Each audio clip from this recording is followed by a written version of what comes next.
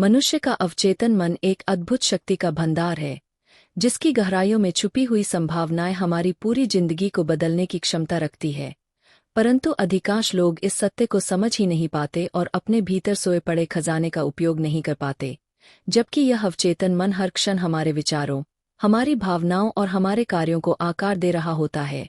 जैसे बीज में संपूर्ण वृक्ष छिपा होता है, वैसे ही हमारे मन में जीवन की सारी उपलब्धियां, सारी इच्छाएं और सारी संभावनाएं छुपी हुई है।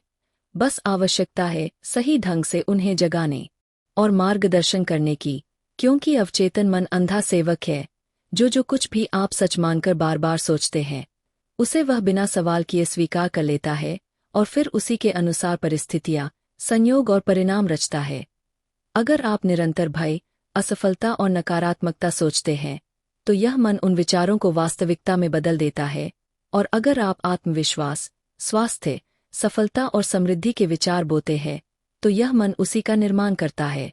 यही कारण है कि महान ऋषि, महर्षि, साधक और आधुनिक मनोवैज्ञानिक सब इस निष्कर्ष पर पहुंचे हैं कि जैसा आप सोचते हैं, वैसे ही आप बन जाते हैं।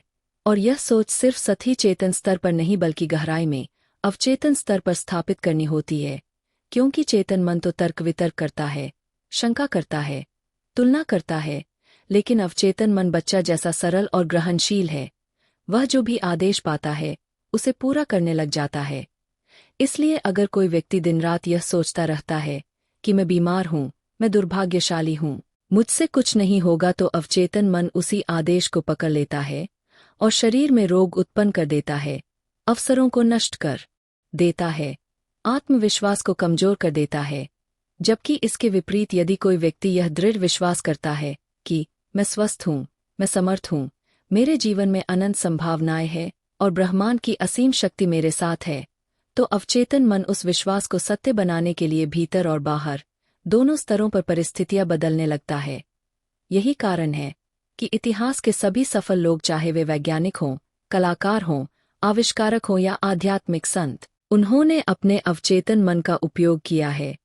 उन्होंने अपनी गहरी मान्यताओं और कल्पनाओं को सकारात्मक दिशा दी है, और धीरे धीरे वे मान्यताएं वास्तविकता बन गई है। डॉ. जोसेफ मर्फी इस पुस्तक में बताते हैं कि अवचेतन मन कोई जादू नहीं है, बल्कि एक वैज्ञानिक तथ्य है। यह वैसे ही काम करता है जैसे धरती का गुरुत्वाकर्षण काम करता है। आपको यह मानने की आवश्यकता नहीं कि गुरुत्वाकर्षण है या नहीं, वह हर हाल में काम करता है। उसी तरह आपका अवचेतन मन हर क्षण काम कर रहा है। फर्क बस इतना है कि आप उसे नकारात्मक आदेश दे रहे हैं या सकारात्मक आदेश दे रहे हैं। अगर आप किसी रोग से पीड़ित हैं, तो सिर्फ दवा ही काम नहीं करती, बल्कि आपकी आंतरिक आस्था और यह विश्वास कि मैं स्वस्थ हूँ बहुत बड़ी भूमिका निभाते हैं। इसी को प्लेसिबो इफेक्ट कहते हैं, और इसके हजारों उदाहरण चिकित्सा विज्ञान में मौजूद है, जहां केवल विश्वास के कारण रोगी ठीक हो गया, क्योंकि अवचेतन मन ने शरीर की कोशिकाओं को आदेश दिया कि वे स्वास्थ्य की दिशा में कार्य करें। इसी तरह आर्थिक सफलता भी बाहरी परिश्रम मात्र से नहीं आती, बल्कि अवचेतन मन की प्रोग्रामिंग से आती है। अगर कोई व्यक्ति भीतर से मानता है कि पैसा बुरा है, अमीरी पाप है, मैं कभी अमीर नहीं हो सकता, तो चाहे वह कितना भी मेहनत कर ले, वह सफलता के अवसरों को खुद ही नष्ट कर देगा। जबकि जो व्यक्ति भीतर से मानता है कि धन ईश्वर का साधन है, यह समृद्धि मुझे और दूसरों को सुख देने के लिए है, मैं इसकी पूरी तरह योग्य हूँ, तो अवचेतन मन उसके रास्ते में अवसर और साधन प्रस्तुत कर देता है। यही नियम रिश्तों पर लागू होता है। अगर आप भीतर से सोचते हैं कि कोई मुझे प्यार नहीं करता, मैं अकेला हूँ, मैं अयोग्य हूँ, तो अवचेतन मन उसी अनुभव को आकर्षित करेगा और आपको वैसा ही जीवन मिलेगा। जबकि अगर आप अपने भीतर प्रेम, दया और आत्ममूल्य की भावना भरते हैं, तो जीवन में वे लोग स्वतः आकर्षित हो जाते हैं जो आपके साथ सामंजस्य रखते हैं। अवचेतन मन की भाषा तर्क नहीं बल्कि चित्र और भावनाएं हैं। इसलिए अगर आप किसी बात की कल्पना करते हैं, उसे जीवंत रूप में महसूस करते हैं, जैसे वह अभी घटित हो रही हो, तो अवचेतन मन उसे सत्य मान लेता है और उसे वास्तविकता में बदलने लगता है। इसलिए डॉ.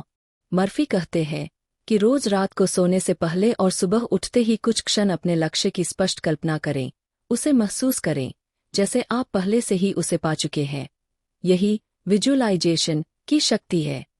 साथ ही ऑटो सजेशन यानी स्वयं को बार बार सकारात्मक वाक्य कहना भी बेहद शक्तिशाली है। जैसे, मैं हर दिन स्वस्थ और खुश हूँ, मेरे जीवन में समृद्धि का प्रवाह लगातार बढ़ रहा है, मैं ईश्वर की असीम शक्ति का अंश हूँ और मैं असीमित संभावनाओं वाला हूँ। ये वाक्य अवचेतन मन में बीज के समान गिरते हैं और धीरे धीरे वास्तविकता का रूप ले लेते हैं। पुस्तक में कई उदाहरण हैं जहाँ गंभीर बीमार लोग केवल प्रार्थना, कल्पना और अवचेतन मन की शक्ति से पूर्ण स्वस्थ हो गए। बेरोजगार लोग सफल व्यवसायी बने, निराश लोग आनंद में जीवन जीने लगे। इसका कारण यही है कि अवचेतन मन ब्रह्मांड की सार्वभौमिक चेतना से जुड़ा है। जैसे एक बूंद समुद्र से अलग नहीं होती, वैसे ही हमारा अवचेतन पूरे ब्रह्मांडीय मन से जुड़ा है। इसलिए जब हम गहराई से विश्वास करते हैं तो अनदेखी शक्तियां हमारी सहायता करने लगती है। लेकिन यहाँ एक रहस्य है, अवचेतन मन को आदेश देते समय हमें संदेह, भय या अगर ऐसा हो जाए तो जैसी शर्तें नहीं जोड़नी चाहिए, क्योंकि वह इन विरोधी संकेतों को भी पकड़ लेता है। इसलिए प्रार्थना और कल्पना में यह विश्वास होना चाहिए कि यह कार्य पहले ही पूर्ण हो चुका है। यही विश्वास परिणाम लाता है। डॉ. मर्फी यह भी बताते हैं कि हमें नकारात्मक समाचार, भयावह चर्चाएं और निराशाजनक विचारों से अपने मन को बचाना चाहिए, क्योंकि ये सब हमारे अवचेतन में बीज की तरह गिरते हैं और नकारात्मक परिणाम पैदा करते हैं। इसलिए हमें अपने मन को रोज सकारात्मक साहित्य, आध्यात्मिक ग्रंथ, प्रेरणादायक विचार और सफलता की कहानियां सुनाकर प्रशिक्षित करना चाहिए। धीरे धीरे अवचेतन मन वैसा ही ढल जाता है जैसा आप उसे भोजन कराते हैं। एक और महत्वपूर्ण तथ्य यह है कि अवचेतन मन सोते समय सबसे ज्यादा सक्रिय और ग्रहणशील होता है। इसलिए रात को सोने से पहले अपने मन में सकारात्मक चित्र और वाक्य डालें, ताकि पूरी रात आपका अवचेतन उसी पर काम करे।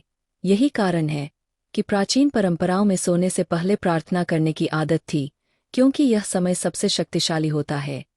अंततः यह पुस्तक हमें यह सिखाती है कि हम अपनी किस्मत के गुलाम नहीं बल्कि निर्माता है, और हमारे जीवन की गुणवत्ता इस बात पर निर्भर करती है कि हम अपने अवचेतन मन को क्या आदेश देते हैं। अगर हम भय, संदेह और असफलता के बीज बोते हैं तो हमें दुख, बीमारी और गरीबी मिलती है। लेकिन अगर हम विश्वास, प्रेम, स्वास्थ्य और सफलता के बीज बोते हैं तो हमें आनंद, समृद्धि और संतोष से भरा जीवन मिलता है। प्रत्येक व्यक्ति को चाहिए कि वह अपने भीतर सोए पड़े अवचेतन मन को जागृत करे, उसकी शक्ति का उपयोग करना सीखे, प्रतिदिन सकारात्मक विचार और कल्पनाएं डाले, प्रार्थना और विश्वास को अपनाए और यह जाने कि ईश्वर की असीम शक्ति उसके भीतर ही है। जब यह समझ स्थायी हो जाती है तो कोई भी बाधा, कोई भी कठिनाई, कोई भी असंभव लक्ष्य शेष नहीं रहता, बल्कि जीवन एक चमत्कारमय यात्रा बन जाता है, जहां हर दिन नए अवसर, नई खुशियां और नए अनुभव जन्म लेते हैं।